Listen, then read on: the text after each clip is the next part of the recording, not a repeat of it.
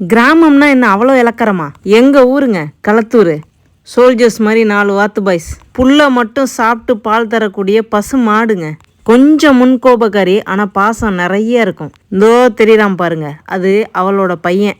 என்னவோ தெரியாது, இவனுக்கு என் மூத்த பையன்னா அவ்வளோ பிடிக்குங்க. தூங்கிட்டு இருக்கிற என் பையனை வந்து எழுப்பி என் கூட விளையாடவான்னு கூப்பிடுறான்.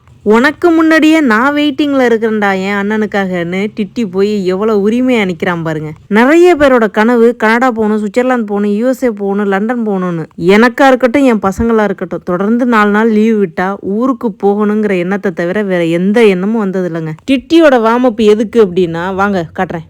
பொறுப்பான பிள்ளையா டிட்டி உட்காந்து மாடு மேய்க்கிறான். அதுக்காகத்தான் கொஞ்சம் பில்டப்பும் பண்ணிப்பான். யாருட்டோ தோப்புல உட்காந்து மேய்க்கிறோம்னு தப்பா எடுத்துக்காதீங்க, எங்க வீட்டு தோப்பு தான். ஈவினிங் நேரத்து பொழுதுபோக்கு அப்படின்னு பார்த்தீங்கன்னா, குடும்பத்தோட உட்காந்து மாடு மேயிறத பார்த்து ரசிக்கிறது தாங்க. இங்கே உட்காந்து டிட்டி அங்கே அதட்டுறாராமா, என்னமோ இவர் பேச்ச அவங்க எல்லாம் கேட்டு மேயிற மாதிரி. மீதம் அடுத்த வீடியோவில் பார்ப்போம்.